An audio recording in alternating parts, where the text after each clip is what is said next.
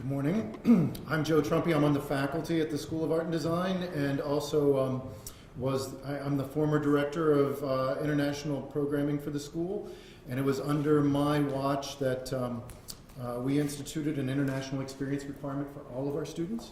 So I'm going to give you a little bit of context about that requirement, which is certainly a high cost, high return requirement, and just like you heard, Mary, Wright is a valuable resource, so we really relied on CRLT to help us assess if that high cost, high return requirement was doing really what we wanted it to do.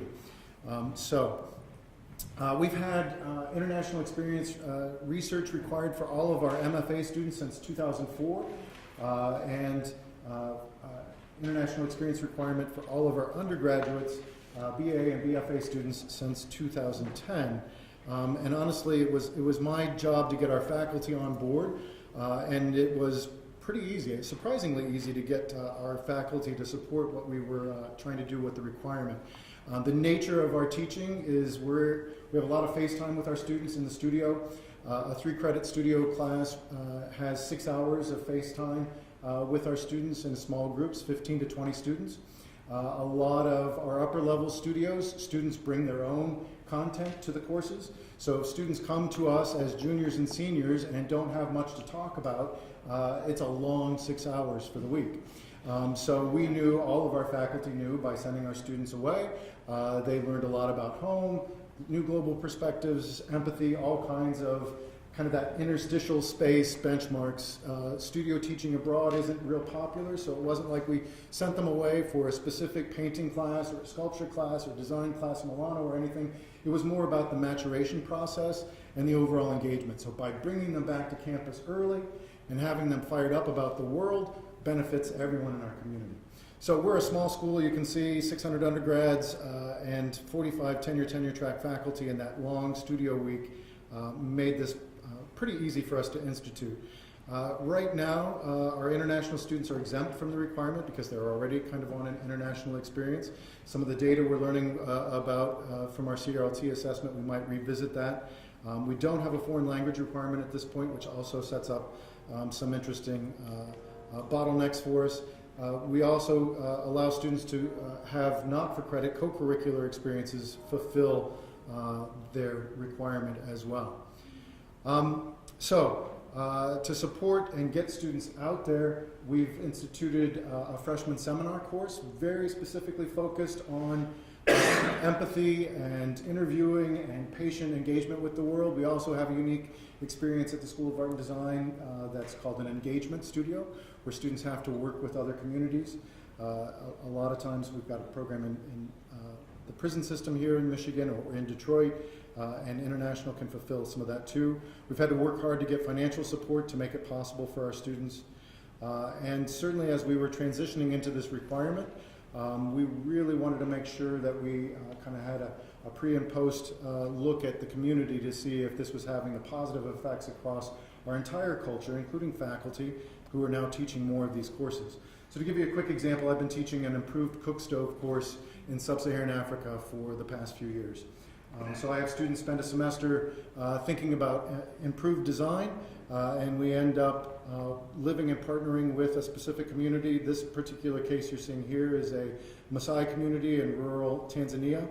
So students are living with families and working on designs and also taking it on as a co-design so that they work with the women and understand and observe without speaking Key Maasai and understand how they cook and the ways that they cook.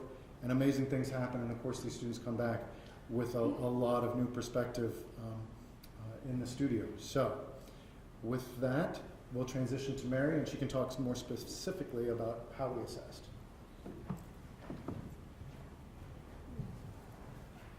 So I'm going to briefly talk about assessment. In the interest of time, I'm going to focus on our design and some of the key tools that we use, because I think that will be most applicable to your work. So this project began in May 2010 when I met with the International Committee, and we first defined what we saw as the key goals for the international experience requirement.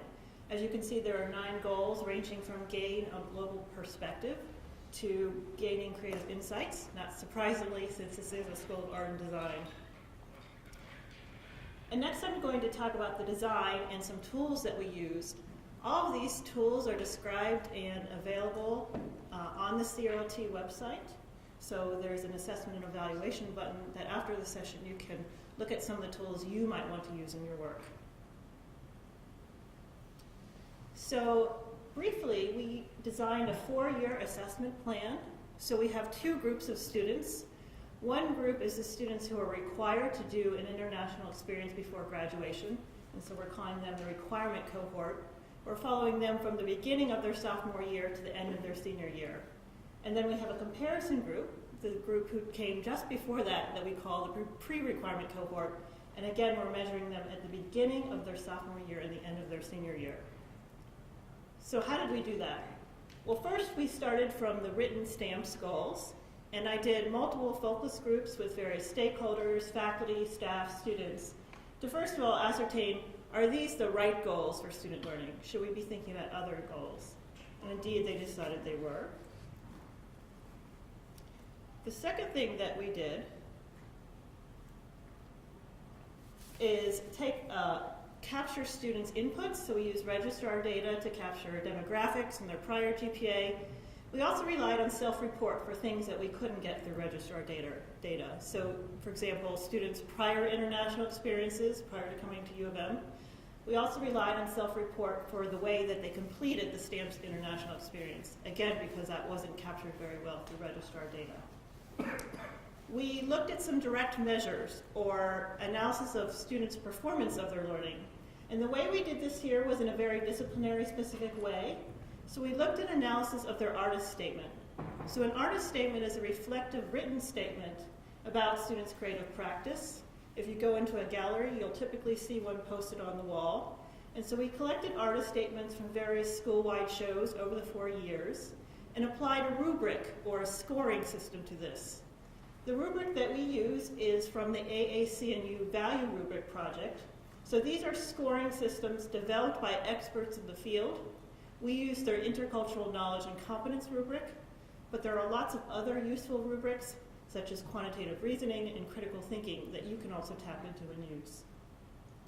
Finally, we gathered indirect measures, or these were students' self-reports on what they've learned and their satisfaction with the experience, primarily to give feedback to the school year by year about minor tweaks or improvements they can make. So here we used the GPI, the Global Perspectives Inventory, which is a measure of students' cognitive, interpersonal, and intrapersonal global awareness. There are other tools that can be used too. We chose this one for specific reasons that I can talk about during questions if you like. Also through the focus groups, we talked about what faculty, staff, and students learned through the time of the international experience engagement. And then we also collected reported achievement from students of the STAMPS goals and their application to creative practice. So I'm going to briefly focus in a little bit more detail on the collection of direct measures. And so these are artist statements. The way this began is that first students were asked just to write an artist statement. And so this was a very unstructured prompt. And so we got things ranging from this, a series of landscapes inspired by my time spent in Turkey, and it's an interpretation of the feeling of being such a different world. Thanks, Catherine. I'll finish up quickly. We also got very descriptive statements, so not very reflective, but just describing what the students did there. They set up functioning treadle pumps in Madagascar. And then we got a lot of this, a tombstone statement that basically was the student's name, year in class, and the title of the work. Then in the last year, Sandy Wiley, who's the International Experience Coordinator, had a brilliant idea, which was to change the way that these reflections were captured. And so she put into place a series of very structured prompts, and then students would also upload photos documenting their experience.